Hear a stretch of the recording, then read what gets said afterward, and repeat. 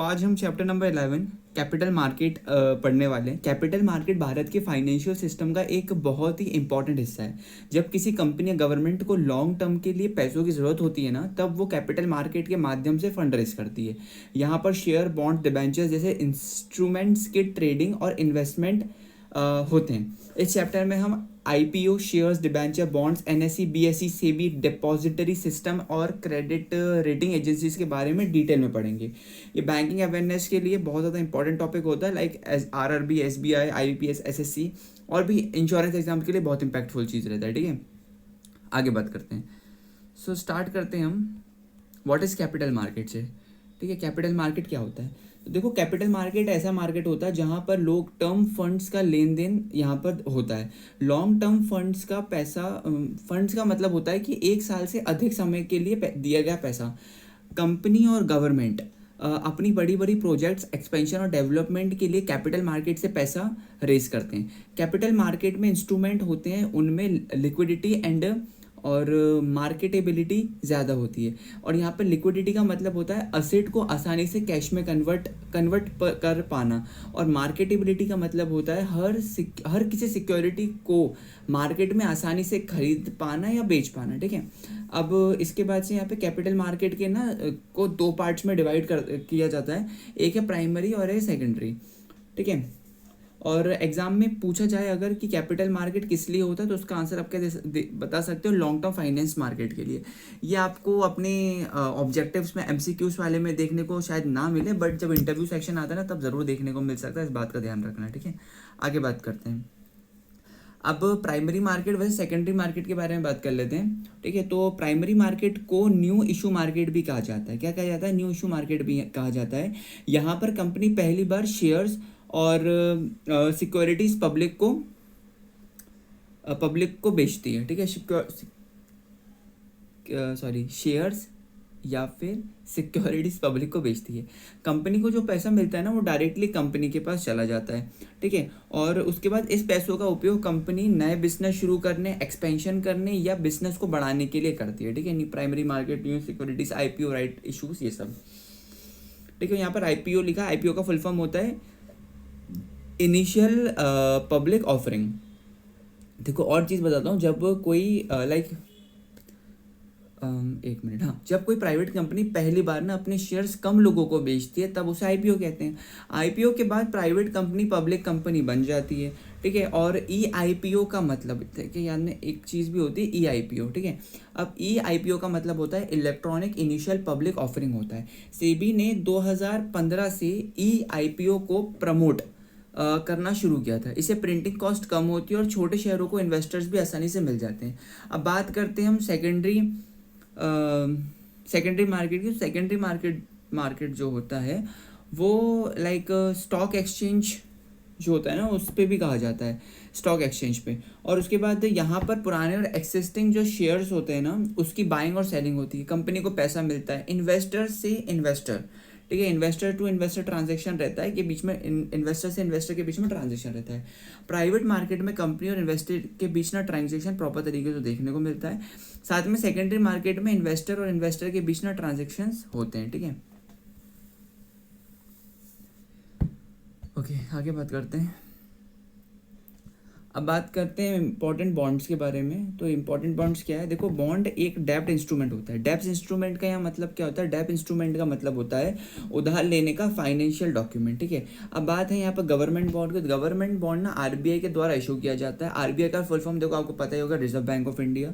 और ये एक सोवन सिक्योरिटी होती है। सोवन का यहाँ पर मतलब क्या होता है? सोवन का मतलब होता है गवर्नमेंट की गारंटी वाली सिक्योरिटी। ठीक है, अब यहाँ पर है आपका ग्रीन बॉन्ड। तो ग्रीन बॉन्ड इन्वायरमेंट और क्लाइमेट रिलेटेड प्रोजेक्ट्स के लिए इशू किया जाता है, जैसे आपका रिन्यूएबल एनर्जी हो गया, solar energy, clean transportation, water management. अब इंडिया में सबसे पहले ग्रीन बॉन्ड येस बैंक ने 2015 में ना इशू किया था। ठीक है, और उसके बाद आता है मसाला बॉन्ड। मसाला बॉन्ड भारत के बाहर इशू किया जाता है, लेकिन इसका डिनोमिनेशन ना इंडियन रुपी में होता है। ये लिखा है एनआर, INR, तो इंडियन रुपी में होता है। डिनोमिनेशन का मतलब होता है जिस करेंसी में बॉन्ड इशू किया गया हो, जिस करेंसी में बॉन्ड इशू किया गया उसे डिनोमिनेशन कहते हैं। ठीक है, उसके बाद से और चीज़ बताता हूँ। मसाला बॉन्ड से इंडियन कंपनीज करेंसी फ्लक्चुएशन के रिस्क से ना बेचती हैं। ठीक है, और अब बात करते हैं हम इलेक्ट्रॉल बॉन्ड की। तो इलेक्ट्रॉल बॉन्ड 2018 में इंट्रोड्यूस हुआ था। ये एक प्रॉमिसरी नोट की तरह होता है। अब आपका ये प्रॉमिसरी नोट, आप सोचोगे प्रॉमिसरी नोट क्या होता है, तो प्रॉमिसरी नोट का मतलब होता है लिखित रूप में पेमेंट करना या करने का वादा, ठीक है। फिर इलेक्ट्रिक बॉन्ड एसबीआई से खरीदा जाता है। जो इलेक्ट्रिक बॉन्ड होता है ना, वो किससे खरीदा जाता है, वो आपके एसबीआई से खरीदा जाता है। और एसबीआई का फुल फॉर्म तो आपको पता ही होगा, स्टेट बैंक ऑफ इंडिया। देखो छोटी छोटी चीज़ें बताना बहुत ज़रूरी होता है। पॉलिटिकल पार्टीज को डोनेशन और देने के लिए उपयोग ये चीज़ होता है, ठीक है। अब जीरो कूपन बॉन्ड है। जीरो कूपन बॉन्ड, कूपन का मतलब इंटरेस्ट पेमेंट होता है। जीरो कूपन बॉन्ड में कोई रेगुलर इंटरेस्ट नहीं दिया जाता। ये जो होता है ना, ये फेस वैल्यू से कम दाम पर इश्यू होता है। मैच्योरिटी के समय इन्वेस्टर को पूरी तरह फेस वैल्यू मिलती है। फेस वैल्यू का मतलब होता है बॉन्ड की ओरिजिनल वैल्यू। मैच्योरिटी का मतलब बॉन्ड की समाप्ति की लाइक तिथि। यहाँ पर एग्जाम पॉइंट दिया हुआ, मसाला बॉन्ड इज इक्वल्स टू रूपी डोमिनेटेड बॉन्ड इशूड, और ये चीज़ होती है वो आउटसाइड इंडिया पे रहती है, ठीक है।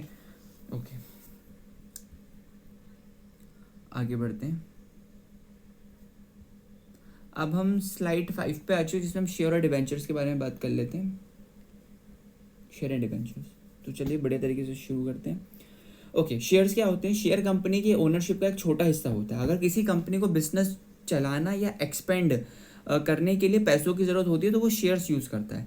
जो व्यक्ति शेयर खरीदता है उसे शेयर होल्डर कहा जाता है, ये बात याद रखना। जो व्यक्ति शेयर खरीदता है उसे शेयर होल्डर कहा जाता है। शेयर होल्डर कंपनी का पार्शियल ओनर बन जाता है। कंपनी का टोटल कैपिटल छोटे छोटे पार्ट्स में डिवाइड होता है और हर पार्ट को शेयर कहते हैं, ये बात अच्छे से याद रखना। ओके, छोटे छोटे पार्ट्स में डिवाइड होता है और इस पार्ट को ना शेयर कहते हैं। जितने ज़्यादा शेयर्स किसी व्यक्ति के पास होंगे उतनी ज़्यादा उसकी ओनरशिप रहेगी, ये बात अच्छे से याद रखना।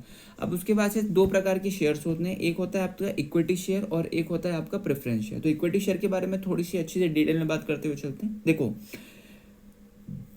इक्विटी शेयर सबसे कॉमन शेयर होता है। स्टॉक मार्केट में रोज जो शेयर्स खरीदे और बेचे जाते हैं उनमें अधिकतर इक्विटी शेयर्स होते हैं। इक्विटी शेयर होल्डर्स कंपनी के असली ओनर्स माने जाते हैं। इक्विटी शेयर होल्डर्स के क्या राइट्स रहते हैं? वोटिंग, उनको वोटिंग राइट्स मिलते हैं, ठीक है। और कंपनी के इंपॉर्टेंट डिसीजंस में वोट कर सकते हैं। वो इंपॉर्टेंट डिसीजन जो होता है उसमें वोट कर सकते हैं। साथ में बोर्ड ऑफ डायरेक्टर्स बीओडी के इलेक्शन में भाग ले सकते हैं। उसके बाद डिविडेंड, जो है डिविडेंड कंपनी के प्रॉफिट का वो हिस्सा होता है जो शेयर होल्डर्स को दिया जाता है। ओके, शेयर होल्डर्स को दिया जाता है। और इक्विटी शेयर होल्डर को डिविडेंड तभी मिलता है जब कंपनी प्रॉफिट कमाए। डिविडेंड इसमें ना फिक्स नहीं होता, यहाँ लिखा भी हो डिविडेंड फिक्स नहीं होता। प्रॉफिट ज़्यादा होगा तो डिविडेंड ज़्यादा मिल सकता है, प्रॉफिट कम होगा तो डिविडेंड कम या बिल्कुल नहीं मिल सकता। इसलिए इक्विटी शेयर में रिस्क भी ज़्यादा होता है और रिटर्न की पॉसिबिलिटी भी ज़्यादा होती है। बात करेंगे हम प्रेफरेंस शेयर के बारे में। प्रेफरेंस शेयर होल्डर्स को इक्विटी शेयर होल्डर्स से पहले डिविडेंड दिया जाता है, इसी वजह इन्हें प्रेफरेंस शेयर होल्डर्स कहा जाता है। प्रेफरेंस शेयर्स में डिविडेंड जनरली फिक्स होता है, चाहे कंपनी का प्रॉफिट कम हो या ज़्यादा, प्रेफरेंस शेयर होल्डर्स को पहले पेमेंट दी जाती है, ये बात अच्छे से याद रखना, ठीक है।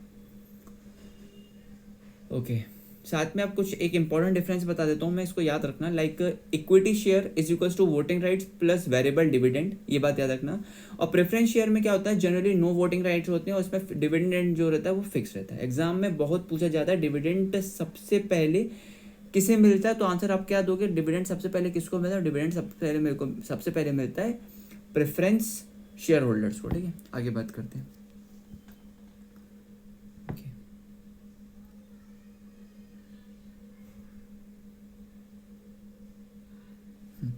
देखो, थोड़ा डिबेंचर के बारे में भी हम थोड़ा डिटेल में पढ़ते हुए चलते हैं, डिबेंचर के बारे में भी। और ठीक है, बात करते हैं डिबेंचर। डिबेंचर क्या होता है? तो देखो, डिबेंचर एक डेप्थ इंस्ट्रूमेंट होता है। डिबेंचर का मतलब होता है लोन ही होता है। जब कंपनी पब्लिक से लोन लेती है और उसे बदले एक सर्टिफिकेट इशू करती है, उसे डिबेंचर कहते हैं। डिबेंचर होल्डर कंपनी का ओनर नहीं होता, डिबेंचर होल्डर कंपनी का क्रेडिटर होता है।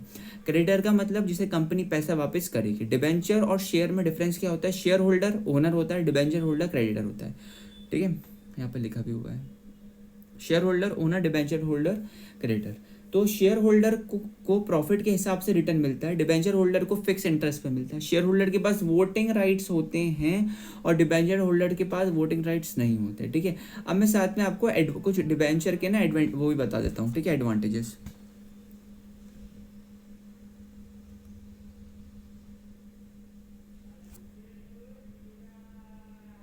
Okay, just give me a second.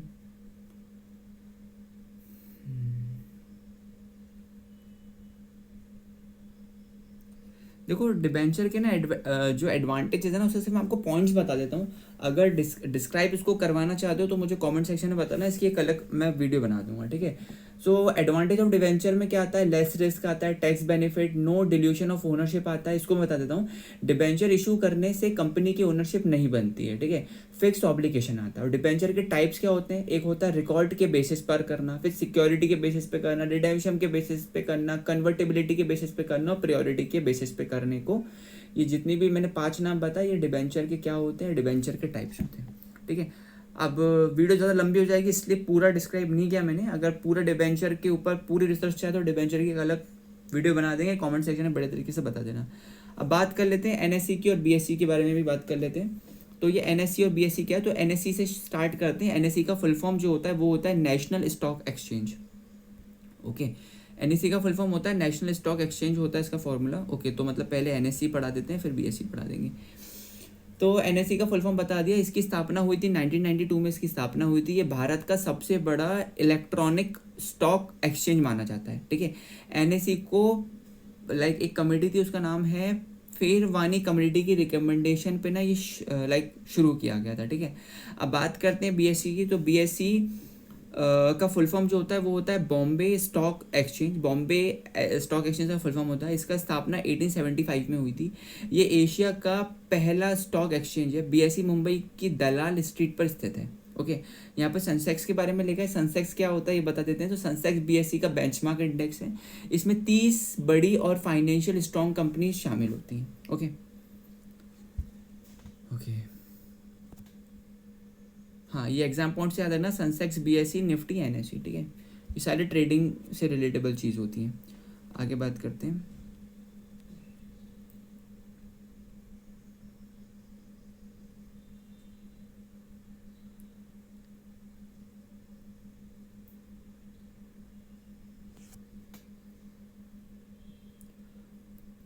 Okay तो एम आई बी और M I B I D के बारे में हम इसमें बात कर लेते हैं स्लाइड में। एम आई बी और M I B I D के बारे में हम पढ़ लेते हैं। तो एम आई बी आई का फुल फॉर्म होता है Mumbai inter bank offer rate होता है। ये वो इंटरेस्ट रेट होता है जिस पर बैंक दूसरे बैंक से बिना सिक्योरिटी के पैसे उधार लेती है, ठीक है। और इसकी स्थापना तो मैंने बता दी 15 जून 1998 में है।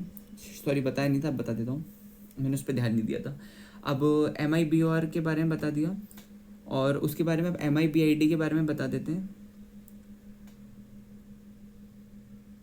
तो M I B I D का जो फुल फॉर्म होता है वो होता है मुंबई इंटर बैंक बिड, होता है इसका फुल फॉर्म। और ये वो रेट है जो बैंक दूसरे बैंक से डिपॉजिट लेने के लिए देने को तैयार होती है, ठीक है। ये था इसके एग्जाम पॉइंट से याद रखना। M I B R is based on L I B R model, okay. अब यहाँ पे सेबी के बारे में बात कर लेते हैं। मोस्ट इंपॉर्टेंट पॉइंट होता है सेबी के बारे में, आपने बहुत सुना होगा, बहुत इंपॉर्टेंट पॉइंट है ये।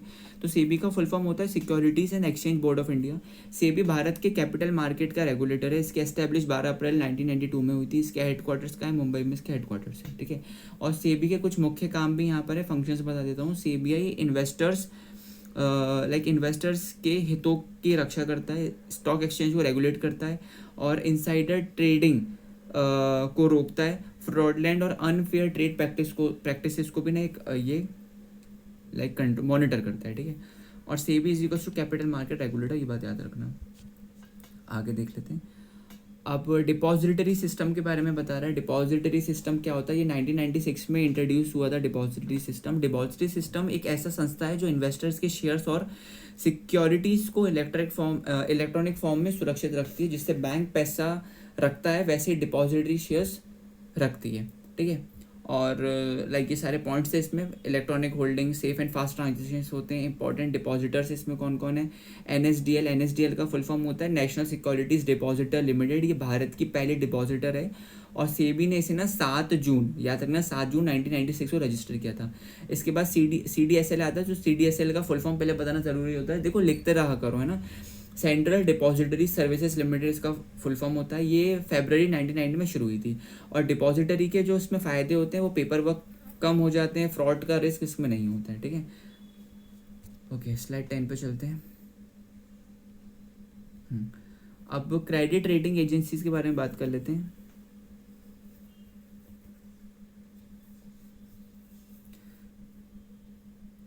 ओके तो क्रेडिट रेटिंग एजेंसीज क्या होता है, तो क्रेडिट रेटिंग एजेंसी किसी कंपनी या इंस्टीट्यूशन की रीपेमेंट कैपेसिटी को दर्शाता है। इससे पता चलता है कि कंपनी अपना लोन और इंटरेस्ट ना समय पर लाइक चुका पाएगी या नहीं, ठीक है। और इसमें कुछ और है, CRISIL है, ठीक है। CRISL का फुल फॉर्म होता है क्रेडिट रेटिंग इन्फॉर्मेशन सर्विसेज, ये बता दिया मैंने। फिर ICRA होता है, तो ICRA का फुल फॉर्म होता है investment information credit rating agency, ये 1991 में आई थी। उसके बाद से CARE केयर के बारे में बता देते हैं, तो credit analysis and research limited होता है, ये भारत की प्रमुख रेटिंग एजेंसीज में से एक होती है, ठीक है। और यहाँ पर कुछ फंक्शन है, assess credit worthiness, provide rating, exam point, CRISIL, first credit rating agency of India था। ओके, अब इसके बाद से यहाँ पर कुछ वन लाइनर रिवीजन लिखा हुआ है, जो हमने पढ़ा है उसी का ये पूरा लिखा हुआ है। तो इसको बेहतरीन तरीके से आप स्क्रीनशॉट ले लेना और बाकी पढ़ते रहना, कुछ समझ में ना है तो मुझे बताते भी रहना, तो मैं और अच्छे से डिटेल वीडियो बना दूंगा आपके लिए, ओके। इसके बाद MCQ क्वेश्चन आते हैं। MCQ क्वेश्चन देखो आपके सारे आपके सामने, इन सब का स्क्रीनशॉट लेके रखना। मैं स्लाइड धीरे धीरे बढ़ा देता हूँ। इसमें 1 2 3 क्वेश्चन यहाँ पर है, ओके। स्क्रीनशॉट लेते रहना वीडियो पॉज करके।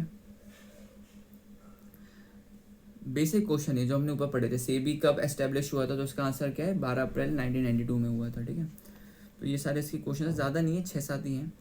मसाला बॉन्ड इशूड इन, तो इसका आंसर है इंडियन रुपी, ये भी ऊपर पढ़ा था हमने। फर्स्ट डिपॉजिटरी ऑफ इंडिया, ये भी हमने पढ़ा था, इस कौन है, NSDL, ओके। तो इसके बाद बस बाकी जो हमारा ये 11 चैप्टर हमने कंप्लीट कर लिया। आज हमने बहुत कुछ like capital market, IPO, bond market, share debentures के बारे में पढ़ा था। और अब अगले चैप्टर में हम इंश्योरेंस एंड NBFs के बारे में भी पढ़ेंगे, डिटेल में पढ़ेंगे। नेक्स्ट चैप्टर जो होगा उसकी वीडियो बहुत जल्दी आ जाएगी। और इसमें कुछ समझ में ना आया हो तो मुझे डेफिनेटली अब कमेंट सेक्शन में बता देना कि क्या प्रॉब्लम आई थी, उसको भी बेहतरीन तरीके से समझा देंगे। मिलते हैं नई वीडियो के साथ, तब तक के लिए जय हिंद, जय भारत, ख्याल रखो अपना।